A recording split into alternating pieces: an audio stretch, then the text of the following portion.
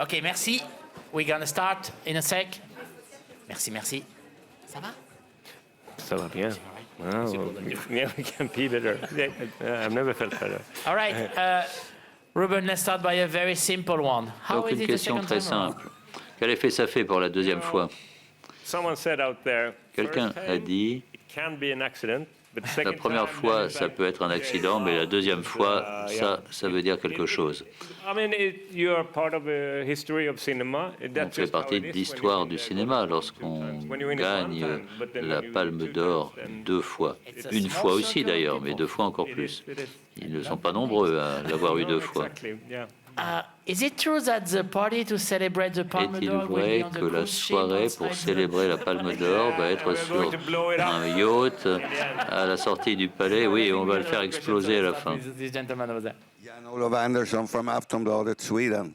Hi, Hi. and congratulations. Thank you. It became like last year. Bonjour et félicitations. Film after film won prizes. What Film were you après thinking? film, vous avez des How are you prix. gonna celebrate tonight? Qu'est-ce que vous en pensez et qu'est-ce que vous allez célébrer ce You soir? know, it was interesting because the first time C'est intéressant I was parce invited to the award ceremony, it was my first time in competition. La première So fois then you en were like, compétition, how to say, j'ai été invité à la cérémonie de remise des prix, donc tout ça c'était tout à fait nouveau pour moi. J'étais comme un nouveau boxeur qui arrivait sur le ring. Je n'ai pas vraiment apprécié tout ce qui se passait, mais cette fois-ci, je suis avec des amis, avec l'équipe. Nous avons eu une merveilleuse projection samedi dernier, j'en étais très heureux, et donc j'allais être heureux avec n'importe quel prix. Je suis heureux de participer à ce premier festival après l'épidémie. We are going to just have first of all, have fun together with other directors. D'abord, on va passer une soirée agréable avec tous les réalisateurs. C'est vraiment un sentiment très positif de voir des gens comme Lucas qu'on a vu tout à l'heure avant que je rentre dans la salle. C'est une nouvelle génération qui arrive dans la culture du cinéma. Ça va être très bien de passer du temps avec eux. Ensuite, je vais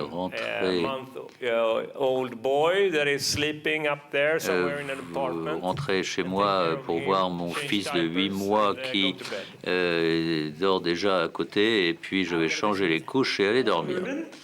My name is David Cuevas. I'm from Canada. First of all, Bonjour, question du Canada. Tout d'abord, félicitations, votre film est incroyable, il est très drôle, très intelligent, c'est un chef-d'œuvre, il en a tous les ingrédients. Et en 2011, avec votre film, vous commencez dans un centre commercial. En 2014, c'est dans une station de ski. Ensuite, il y a le Square dans une galerie d'art, et maintenant, c'est dans un yacht. Donc, question sur les sites de vos films. Vous avez toujours des sites tout à fait distincts qui critiquent le capitalisme actuel. Donc, comment est-ce que vous mettez le site dans votre écriture? Qu'est-ce qui vient d'abord? C'est la poule ou l'œuf? Lorsque j'étais dans une école du cinéma, de 1998 à 2001, j'avais l'impression à l'époque que le cinéma des d'auteur était devenu un peu ennuyeux, que c'était un genre en soi. On traitait sérieusement de thèmes importants. Lina Wertmüller ou Buñuel m'ont influencé. Ils faisaient aussi des films qui traitaient de thèmes importants, mais de façon plaisante. Donc moi j'ai eu l'idée à l'époque de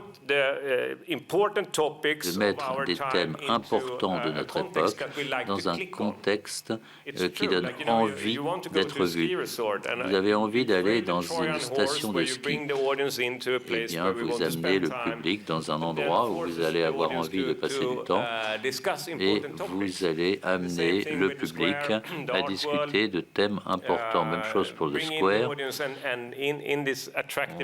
veut que le public arrive dans cet cet endroit attirant. Et le plus important est de poser la question de la responsabilité. Comment nous construisons une société ensemble. Et cette fois-ci, c'est la même chose, mais j'ai abordé le monde de la mode, un yacht et puis une île inhabitée. Et donc, c'est la possibilité que l'on a ici de voir comment notre comportement change à cause du contexte. Les deux premières parties ont lieu dans un environnement où la hiérarchie domine, et puis dans la dernière partie, il n'y a plus cette hiérarchie, il faut en reconstruire une autre. Et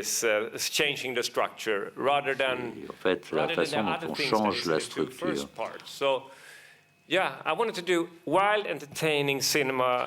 Tout en faisant un cinéma qui soit une distraction, je respecte le public.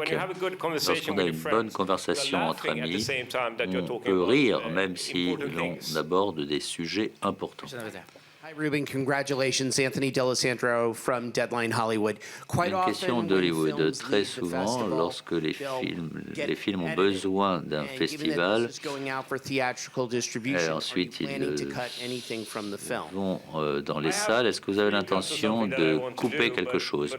Il y a 3 coupes que je veux faire, mais en fait, je vais en rajouter aussi des passages, parce qu'il y a des éléments clés qui ont été supprimés au moment du montage, donc ça va être plus long et plus riche. Voilà ce qu'on verra en salle.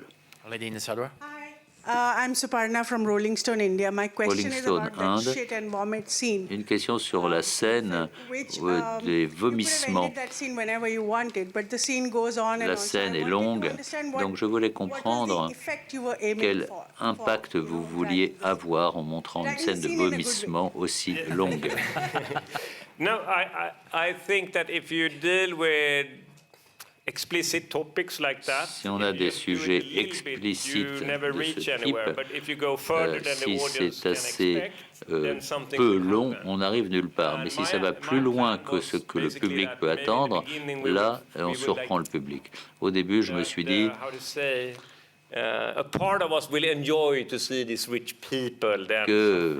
une partie du public pourrait apprécier de voir ces gens riches souffrir de ce mal de mer. Mais je voulais également qu'on arrive à un point où le public allait se dire qu'il fallait les sauver parce qu'on en avait assez vu. Question d'Australie, vous avez parlé de la mode et de l'art dans le Square. Le prochain projet, ce sera quoi? Le prochain film, ce sera sur le secteur des loisirs qui ne fonctionne plus et qui est dans un avion, un long courrier. Et le système de distraction, les systèmes de films et de musique ne fonctionnent plus. Et les hôtesses demandent à ce qu'on atterrisse parce que autrement c'est plus dangereux d'avoir un public qui soit sans distraction pendant 10 heures. Mais le public il ne peut pas atterrir, donc le public doit subir ces 10 heures sans distraction. Ça pourrait être également quelque chose qui faudra trouver le bon endroit. Nino de Géorgie, félicitations, vous êtes mon réalisateur favori. I have one question, but before question, I would like to say one thing. There is a scene in your film. Il y a une scène dans votre film où 2 hommes, le capitaine et un oligarque russe, parlent du socialisme et du capitalisme. Je dois dire que c'est la même chose dans mon pays. Mon pays est post-soviétique et la génération la plus âgée est plutôt capitaliste. Comme vous dites dans votre film, les Américains sont communistes et les Russes capitalistes. Les Américains ont l'expérience du capitalisme brutal. On a aussi, nous, une expérience d'un socialisme soviétique. Ce n'est pas tout à fait ce que disait Marc. Donc, ma question, qu'en pensez-vous de tout cela? Et deuxième question, est-ce que vous pensez que l'on consomme du cinéma comme on consomme de l'art? Il y a des galeries où où on achète toutes les meilleures œuvres d'art dans les galeries d'art, mais le cinéma indépendant est peut-être cantonné au festival. Qu'en pensez-vous? J'ai grandi dans les années 70. Ma mère était de gauche depuis les années 60 et c'est encore le cas. Je me souviens qu'il y avait pas mal de discussions politiques chez moi et mon frère aîné, qui a 8 ans de plus, est devenu un conservateur de droite. Et on a toujours eu beaucoup de discussions à la maison sur le plan politique. Et puis on voyait les choses du point de vue du bloc de l'Est, du bloc occidental aussi. Et comment dire, c'était comme deux équipes de foot et qui font un match et qui s'opposent plutôt que de voir le bon côté des deux systèmes. J'ai l'impression que récemment, nous avons dépassé ce stade et que la gauche peut voir les avantages du capitalisme. Aussi bien Marx et Lénine ont dit qu'on avait besoin du capitalisme pour construire une société et ensuite nous aurons une autre structure économique. Et aujourd'hui, à gauche, on a oublié tout ça. Et à droite, on est devenu trop libéral. On met trop l'accent sur l'individu, donc il ne voit pas un tableau plus vaste. Donc, je pense qu'ici, c'était plutôt dépassé de parler de cette façon. D'un seul coup, on se retrouve dans des débats d'opposition entre Est et Ouest, maintenant que l'Union soviétique n'existe d'ailleurs plus. Donc on traitait de tout cela dans ma jeunesse. Ce sont des discussions qui me semblaient intéressantes. Mais nous devons aller plus loin. Nous devons sortir de cette mode de pensée footballistique. Je pense qu'il est bien que la gauche française n'aime pas mes films. Et je ne vous dirai pas ma position. Moi, je suis entre les deux, entre ma mère et mon frère. Sorry, but what's that question? The mega rich consuming cinema as they consumed art before. Les très riches consomment du cinéma comme ils consommaient de l'art avant. I have not seen the same parallel from the art world because art world becomes so much. Je ne dirais pas la même chose du monde de l'art parce que le monde de l'art, ça consiste à essayer d'augmenter le prix, la valeur des collections. C'est une autre affaire. Dernière question des presse-conférences de Cannes, 75e édition. Monsieur, il faut qu'elle soit bonne. Hein. Adesso, Federico, congratulations. Félicitations. J'aimerais savoir en quoi cette seconde Palme d'Or va vous amener à réfléchir différemment à votre prochain projet, peut-être à travailler en dehors de l'Europe. Peut-être avez-vous quelques idées quant à vos projets futurs. Non, moi je veux rester en Europe parce que je pense que le cinéma européen a une tradition qui est très importante. Cannes est une partie essentielle de cette tradition. Quand on fait un film, on le fait parce qu'on veut changer les choses. On veut améliorer les choses. Et ça, c'est le but principal qui nous pousse à faire quelque chose. Et je ne peux pas imaginer de faire autrement,